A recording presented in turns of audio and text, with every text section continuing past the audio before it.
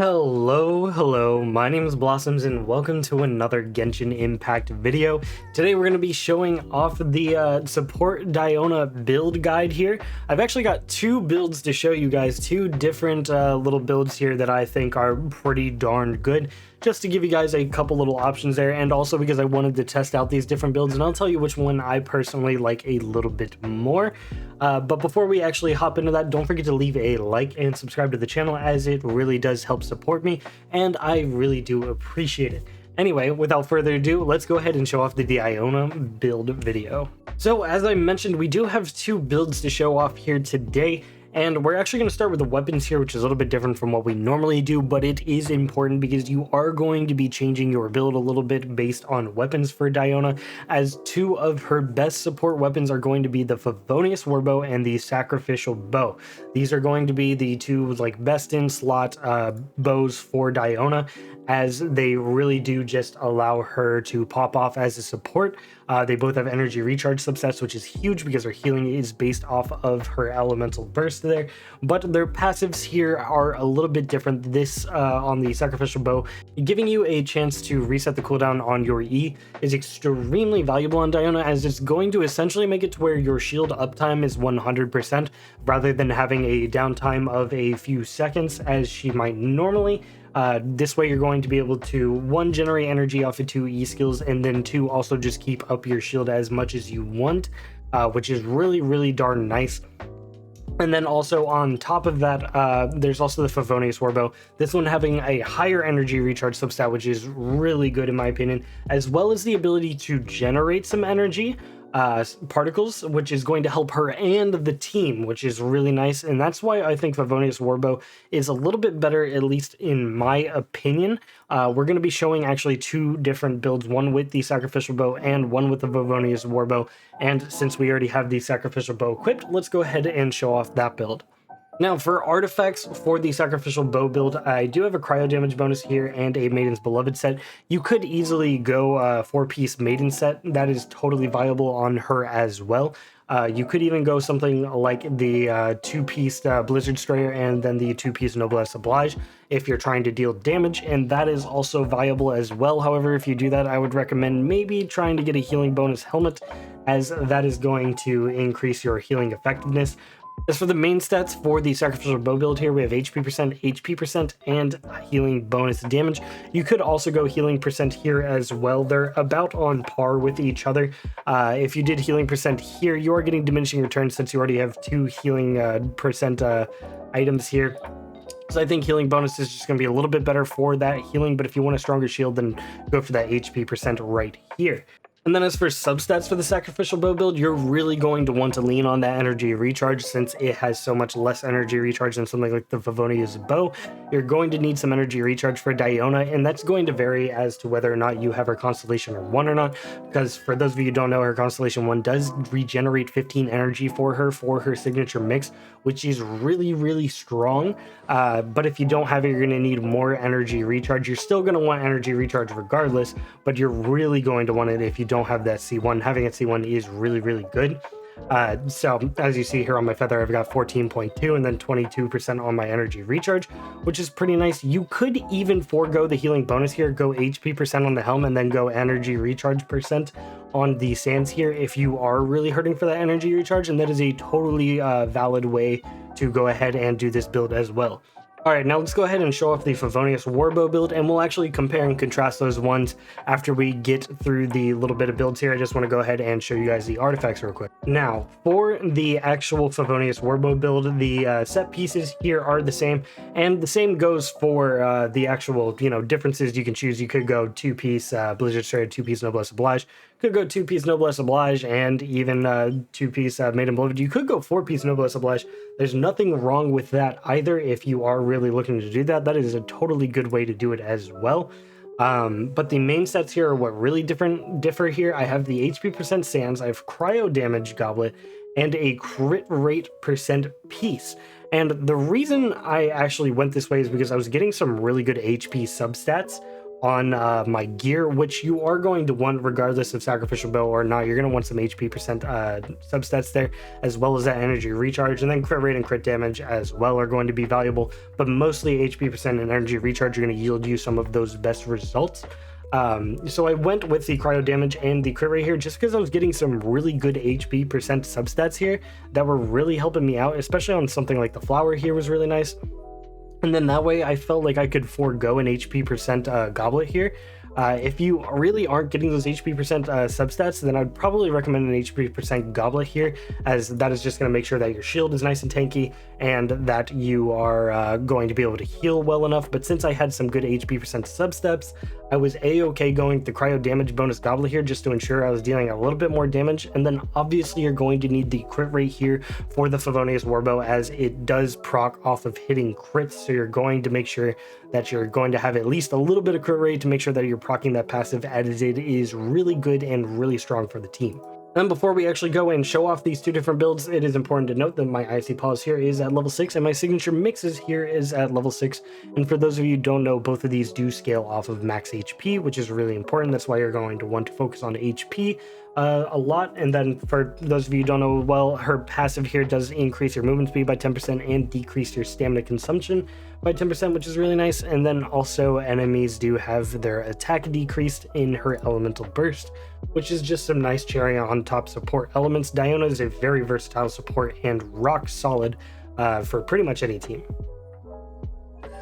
And then as I showed off a little bit earlier, I do have her C2. Her C1 here, you know, giving her that energy as we went over, but her C2 increases her Icy Paws damage and increases your shield absorption by 15%, and then it has this other passive that gives other character shields, which is really nice for co-op and whatnot. But the main point being here that your shield's stronger and your Icy Paws deal a little bit more damage, which is why I actually like this Favonius Warbow build a little bit more, since it deals just a little bit more damage while not, you know, sacrificing healing as much. It definitely does heal a little bit less, but the shield is just as strong, and the healing doesn't fall off too much to where it's actually a problem or anything. It's actually really darn good, and we'll show off the difference here in just a moment. As for the stats for this particular build, I have around 50% crit rate, 85% crit damage, a little bit of that healing bonus, and around 180 energy recharge. These are some pretty optimal stats in my opinion. We also have the 65% cryo damage bonus. These are some optimal stats for the actual crit rate and energy recharge though, as if you have a C1 Diona, you're going to want to be sitting around 180 to 185 energy recharge. That is going to be a good sweet spot for you. But if you don't have C1, I highly recommend you go a little bit more into the energy recharge and try to shoot for that 200% just to make sure you have your elemental burst up as much as you possibly can. And then obviously you're going to want that crit rate for the Favonius Warbow. 50% is a really good number to have, because when you shoot her paws, each one has a chance to crit, obviously. So if you're shooting 5 paws, and if you lose a coin flip 5 times, then honestly, you probably, you know, fate just decided you weren't getting that energy, in my opinion. So, you know, just quit there, you know what I'm saying? But essentially, you are almost guaranteed to hit at least 1 crit out of those 5 paws, so having around that 50% is really valuable. Then another thing to note here is our max HP at total is 17,785, and I'm actually going to show you the stats of the other build real quick, as I realized I forgot to show those off, and we'll see how different they are. Alright, and as for the stats of the Sacrificial Bow build, you will notice my attack is about 200 more here. And then I've also got around 1,000 extra max HP, and that will get better as Diona levels up, by the way, because HP does scale a little bit better than some of the other stats as you're leveling up. So those HP percent, you know, artifacts are going to be doing a lot more work as I actually level her up a bit more. But this is a pretty good general standpoint to look from. And then you notice here my crit rate is definitely lower because we don't need the proc of the Favonius Warbow with the Sacrificial Bow. My healing bonus is substantially better, but my energy recharge is definitely lower.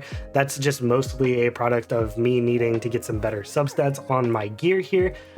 So do keep that in mind if you're looking at the energy recharge of this build. It isn't as good as the other one just because I don't have the substats I need. All right, that was quite a bit to go over, but let's go ahead and actually show off the differences in these builds. What we're going to do here is we're actually going to jump into the child boss fight, and we're going to see just how much the E skill does in terms of damage, as well as how much it can protect us.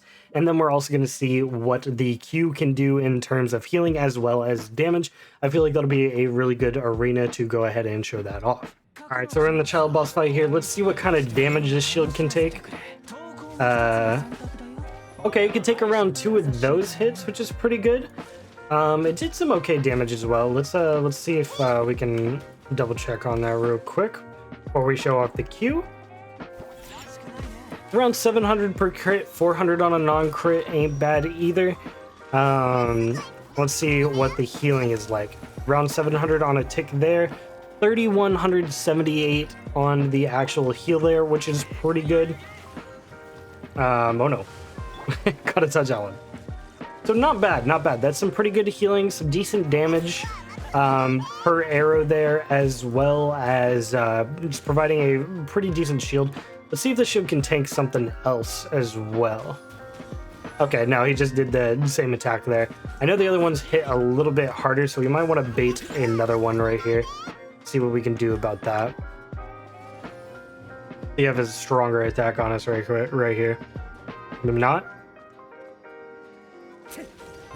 Okay, so it's about 2 arrows there. We can't seem to get him to do those other attacks. Well, let's check out the other build real quick. All right, showing off the Favonius Warbow build here. All right, some pretty good damage there. Let's see what this shield can tank. It took 1 of the arrows, which means it could probably tank 2. It can't tank 1 of those. At least after it had been hit. Let's see if we can get him to hit our shield again real quick. Maybe not with 1 of those. I know those are powerful.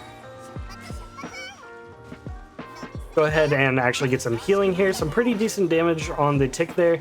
Around 2,400 on the healing, which isn't bad. It's a little bit less than 1,000 worse than the other one.